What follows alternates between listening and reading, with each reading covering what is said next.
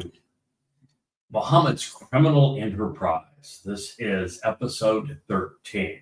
We're continuing to make our way through the 8th Surah as it commemorates one of the more hideous episodes in anyone's life. And if it hadn't been for the fact that the Quran is believed by some 2 billion Muslims to be the word of their God, to be the exemplar of the ideal life, to be the mandate for how they must live, then we would simply write this piece of trash off as we do Mein Kampf. The difference is the Quran is much more poorly written than Mein Kampf. Studied both, and I can tell you that Hitler was a vastly more intelligent and articulate writer than was Allah. It's not my opinion, it's a statement of absolute fact. I can tell you that the subject of the Quran is quite possibly the worst man who ever lived. Muhammad was a pedophile, he was a rapist, he was a mass murdering terrorist. He was a psychopath. He was sadistic. He was a misogynist. He was a renowned liar. And as a mass murderer who funded his life, his ambition with human trafficking and these slavery, you would just write it off and say, wow, there really were some hideous people in history, and this fellow Muhammad was clearly one of the most hideous of them. But unfortunately, these stories about, for example, the 8th Surah, about stealing is lawful and good, about Muhammad and Allah celebrating death, about them turning thievery into a religious rite. Unfortunately, these things are now perceived as unessential instructions and behaviors for 2 billion people. And they express themselves this way. Those who perpetrated 10/7 in Israel, they were good Muslims. They were doing exactly what Muhammad did and what Allah ordered.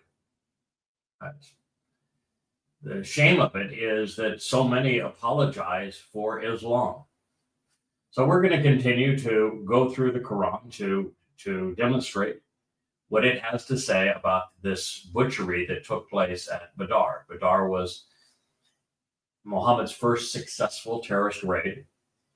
In it, he attacked his former neighbors, extended family, and it was ghoulish. It was armed robbers, by their own admission, attacking overweight, balding businessmen who were doing nothing to bother anyone. And they kidnapped them, they abducted them, they sold them for ransom, they mutilated them, killed them, and then gloated over.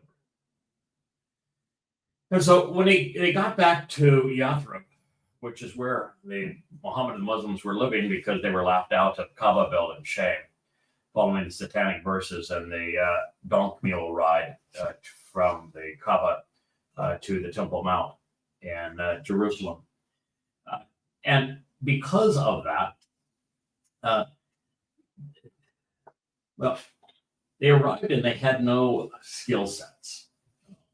Threatening to slaughter people and declaring war against all mankind, which preceded their arrival, really isn't industry.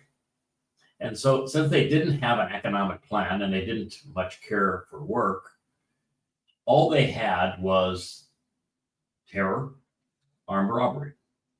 They were sand pirates. And they had initially lived in Jewish housing and survived on Jewish charity in Yathrib.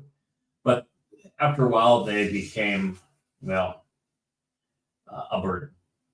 And so the only way that they could progress, if you will, was to rob a civilian caravan. And at the time they didn't dawn on them, maybe they should just rob the Jews, because, well, the Jews were providing them with housing and everything else. They didn't probably have enough weapons to do that at the time. Not that the Jews were armed in Yathrib, some 30,000 of them, but they outnumbered the Muslims by such a enormous amount that even without weapons, it would have been tough for the Muslims to pull it off at this point. So they needed some scores so that they could buy more weapons to be more formidable in their savagery before they started exiling and killing Jews. And so they, by their own admission, they targeted this caravan from their former family and extended family and neighbors. And it was a ruthless affair. So they get back to Yathrib, and there are those that didn't go on the mission, and they're saying, wait a minute, you went out and you robbed your own family, your fathers, your sons, your neighbors. You attacked them by surprise.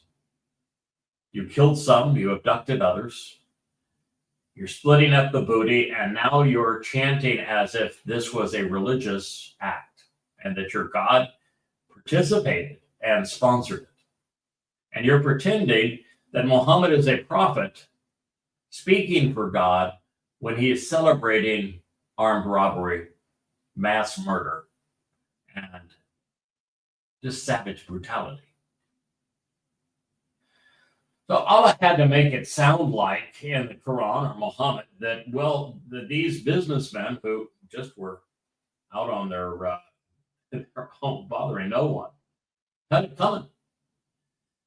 And he had a little problem with that because the people that they attacked, well, they were the custodians of the Kaaba.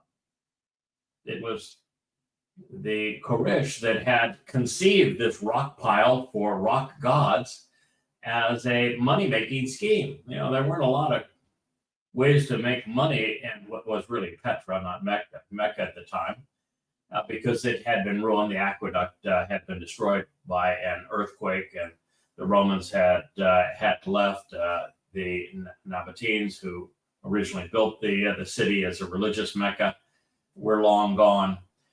And so it's kind of a hideaway for people of low repute that could just hide behind the sandstone walls of what was a crumbling relic. And because there was shelter here, and Petra was actually on the path between where the ships would have docked at the end of the Red Sea, going towards the Mediterranean and the rest of the known world, caravans would pass through there. And so they came up with this idea that you could bring your own rock to the rock pile. Didn't much care what the name of your rock was. Alat, Manat, Aluza, Harat, Allah, Ar-Rahman, you name them. They could all be part of the pile. And you could come and you could pay them for the upkeep of your rock.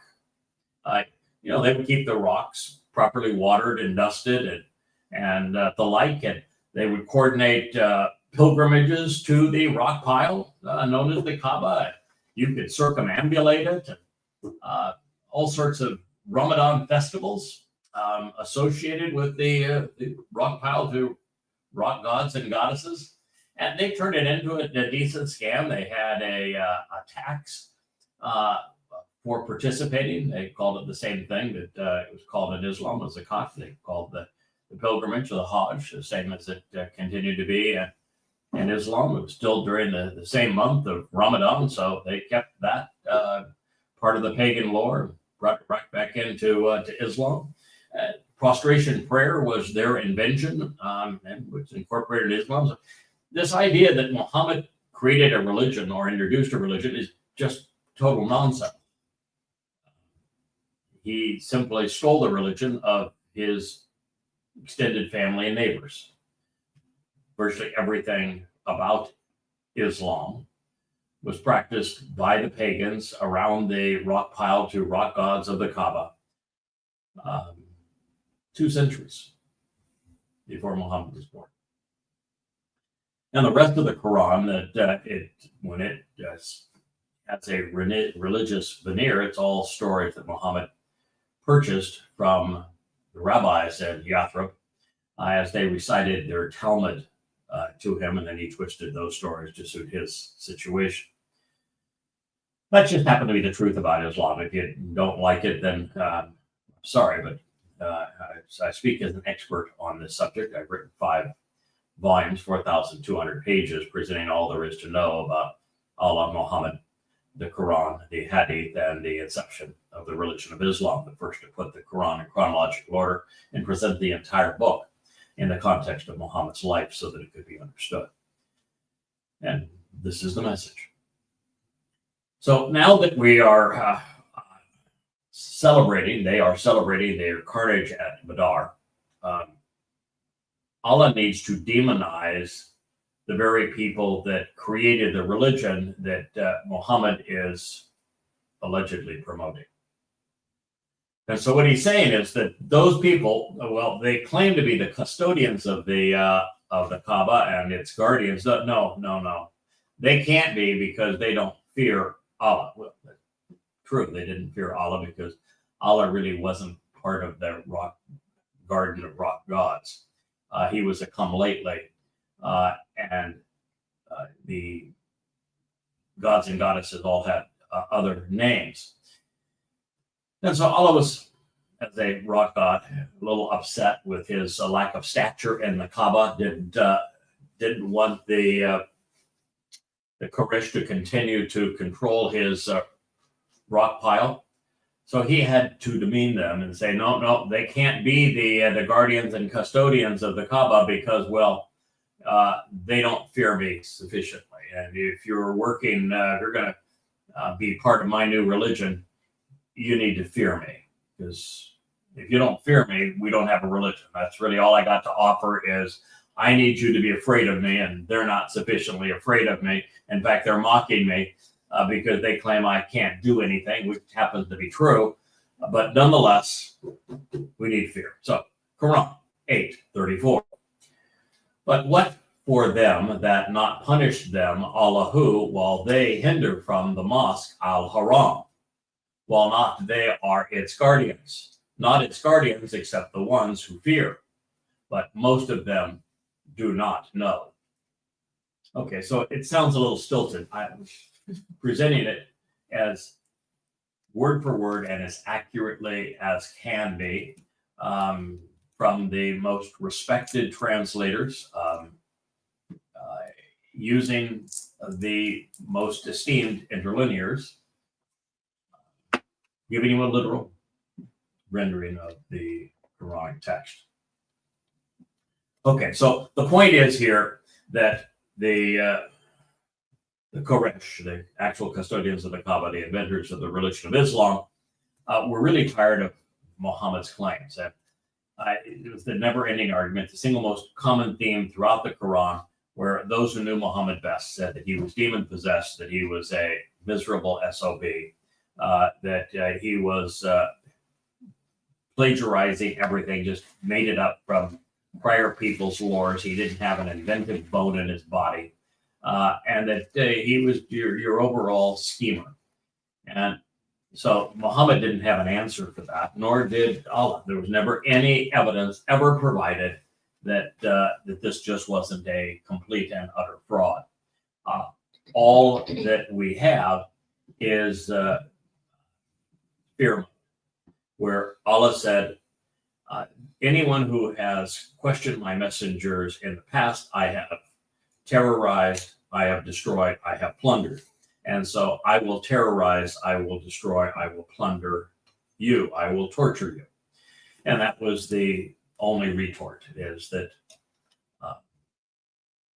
you mock my guy. It doesn't matter you're telling the truth about him, because I don't have a retort for any of the claims that you've made against him. It's just that I don't like you saying that, so I'm going to torture you. And he had threatened his day of doom, and the sky was going to fall, and the mountains were going to run away, and it was just going to be really, really bad. And the Kurish finally said, put up your shop. They're just tired of hearing you whine about this. And so what Allah is saying here is that no, that I can't, I'm not going to punish them now. I'm going to punish them later. You just wait and see. Well, now it's 1,400 years later, of course, and he hasn't done it. But nonetheless, he's on record saying, I'm going to do it. And even though they're all long gone at this point. And his reason is that they are hindering from the mosques of Al-Haram. The problem with that is that if there was a mosque of Al-Haram, I think we have Wookiee is in the way, but that's okay. The Wookiee needs a little airtime too, that if they're hindering from the Mosque Al-Haram, guess who created the Mosque Al-Haram? No, that would be the pagan Quraysh, not Muhammad. So mosque is a pagan term of the Quraysh religion around the pagan rock pile. That's not good if you're trying to pretend that you have started this new monotheistic religion around Allah when Allah is not even one of the rocks. So the mosque is a pagan term.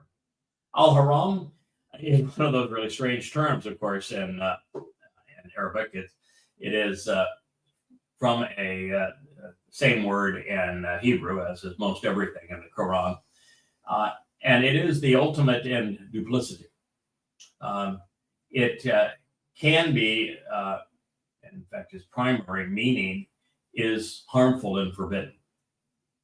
But that which is harmful and what would be forbidden by anyone who is moral is considered really good and holy and religious in Islam. For example, most religions would say that moral systems say murder is bad. Well, it's good in Islam. Dying is bad, but it's good in Islam. Stealing is bad, but it's good in Islam. The slave trade is bad, but it's good in Islam. That pedophilia is bad, but it's good in Islam. That rape is bad, but it's okay in Islam. So since bad is good in Islam, the word al-haram that speaks of that which is forbidden and bad became, well, the name for the first mosque. It's haram. It's just how screwed up this Quran and religion actually is. So they're acknowledging that the first mosque was pagan, that it was founded by the very people that the Muslims just killed, and that it was named forbidden, harmful. And then they're saying, but even though the 100% of the Islamic hadith, which is 100% of what's known about the history of this rock pile, say that the Quraysh were in fact the custodians of the rock pile, Allah say no, they weren't the custodians of the rock pile. So either the basis of it is a lie or Allah's a liar. Or I guess they could both be liars, right? Perversion. But there isn't any other option. Yes, the hostess has an option. Isn't this the definition of perversion? It is haram. Perversion. Yes. Yes. So there you go. Now we move on to the next statement, which is Quran 8:35. Their salat, oh boy, obligatory prostration prayer at the house was nothing but whistling and clapping. I mean, this is so stupid. Allah is easily the dumbest wannabe God in the history of wannabe gods. And for Muslims to believe him, they have to be equally stupid. And we're talking about a rock here. So you got to be dumb as a stone. Their salat, their prayer, their prostration prayer. Well, then who invented the prostration prayer that is now synonymous with Islam? It is the ultimate expression of Islam is this salat prostration prayer, bowing towards the house. And now Allah just admitted that they were doing it long before Muhammad and Islam was created. I'm trying to get the picture here that Islam is nothing but regurgitated paganism, that Muhammad stole the religion, just as he stole the property of his own family at Badr, he stole his religion. Islam is stolen goods. And the house, which is the Kaaba, was an invention of the very people they just abducted, mutilated, and killed. All part of religions that preceded Islam, simply incorporated into Islam. That's kind of norm for religion. Look at Christianity. Trinity is Babylonian, Easter is Babylonian, Christmas is Babylonian. The dying and resurrecting God is Babylonian. So it's the same sort of thing. The Lord comes from the Babylonian religion as well. So anyway, it says their plot was their salat, their prostration prayer, which they invented, not the Muslims, was nothing but whistling and clapping. Oh, the Islamic version is so much better because they recite this rote confession saying that we're stupid enough to believe the idiot that claims that he authored the mess that is the Quran, the worst book ever written, one that stole the religion. So therefore, because the prostration wasn't performed the way that Allah wants it performed, by the way, newsflash, guess what?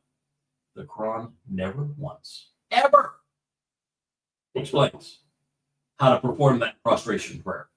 Never once, not even a hint of it. So if this one is wrong and the new Islamic version is correct, when they're both the same, why didn't the Quran, if it's supposed to be the book that tells you as a Muslim how to live your life, why doesn't it explain the prostration prayer? It doesn't. Even what's called the first surah, which never came from Muhammad, wasn't even invented anywhere close to Muhammad's time, that is contains the religious vomit that they recite while performing now this prostration prayer, didn't exist at the time. Wasn't part of the Quran recitals. But there is absolutely no explanation as to how to perform this correctly, since those who invented the prostration prayer and were performing it at the Kaaba were doing it so badly that Allah says you need to taste the punishment because you used to disbelieve. How could they be disbelievers if they invented the Kaaba, they built the Kaaba, they worshipped at the Kaaba, they did the prostration prayer, they invented the Hajj, they were the first to do circumambulation. How could they be disbelievers? And why would anyone believe a God who is so sadistic?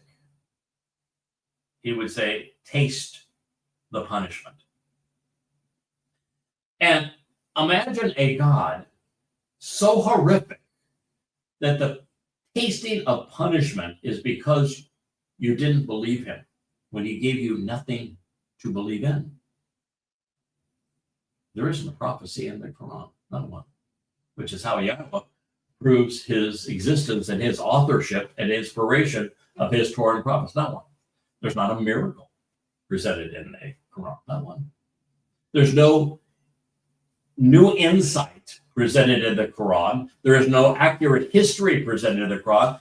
So without accurate history and tons of inaccurate history, without any scientific revelation and tons of inaccurate scientific revelations, without a single prophecy that came true as predicted and many that failed to materialize, without a single new contribution to morality in the Quran, without any even new material in the Quran, how is one supposed to believe Allah, especially when Allah is this grotesquely immoral and dishonest? He stole his religion. And yet, because you are rational and informed and you don't believe him,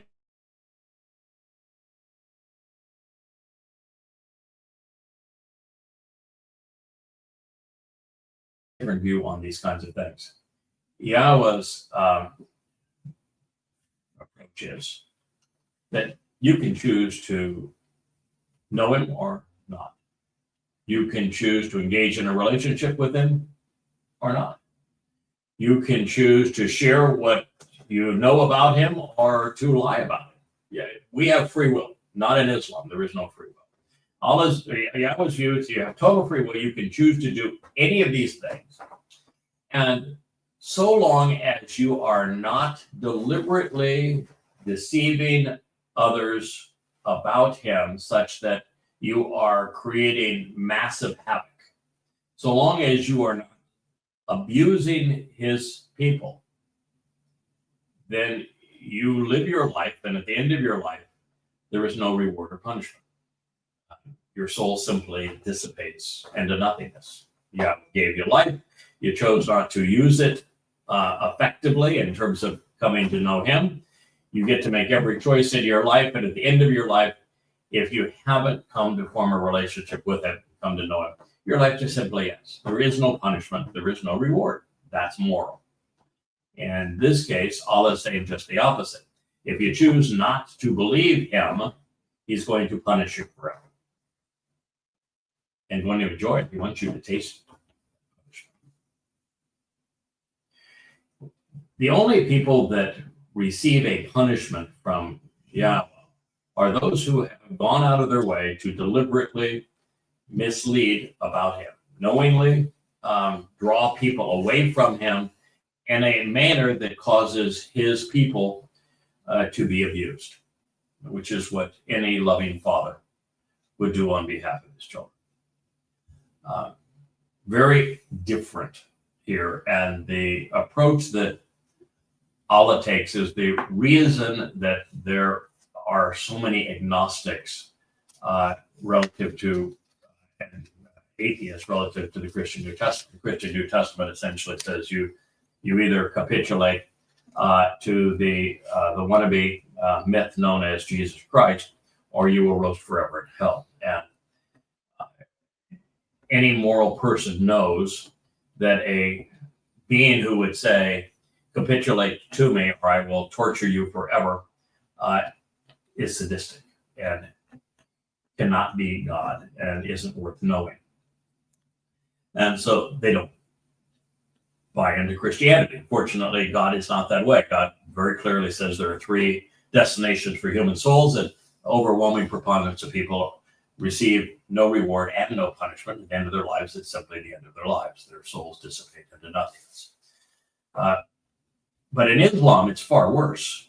You don't capitulate to him, Allah. You don't go off and die killing for Allah. You don't surrender everything to Allah and become his slave, or he will torture you forever. Now, what you don't hear are agnostics saying, I'm not a Muslim because, well, that proposition is hideous. And yet a much milder proposition in Christianity is rejected by thoughtful people, where it's far worse in Islam, and you hear no rejection of it. Matter of fact, the most recent Pew study showed that something actually changed radically here in the last 10 years relative to Islam. I think it's a direct result of having leftists, progressives, socialists partner with Islam.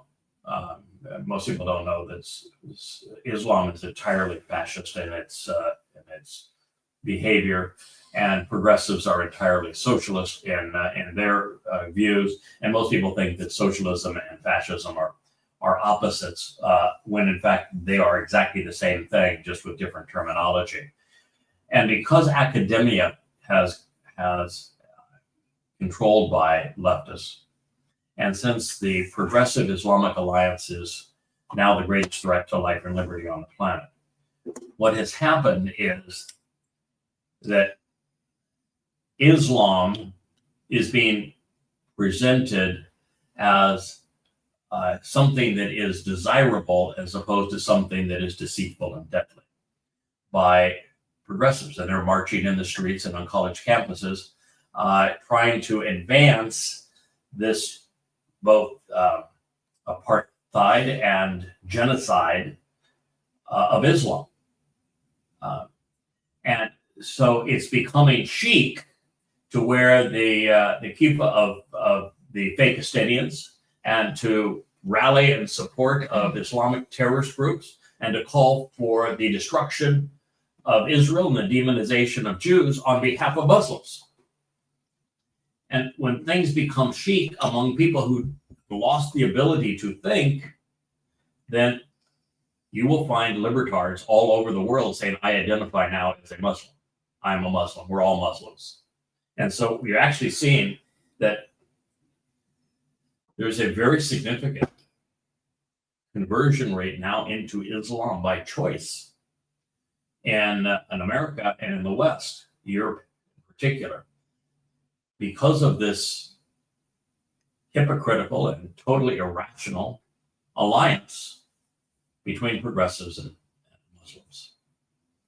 So it is something that is important. My producer wants me to say that we should make this shorter because we're having audio and video issues on this particular program. So at this point, what I'm going to do is say we have shared two citations from the Quran, 834 and 835. And in these two citations, we have ample evidence to recognize that Allah is a fraud, that the Quran is filled with disingenuous and dishonest citations that are specifically designed to demonize the victims of Islamic savagery while sanctifying thievery and murder and the slave trade. So with that said, we will end this program at this point, and we will begin anew shortly. Thank you for listening.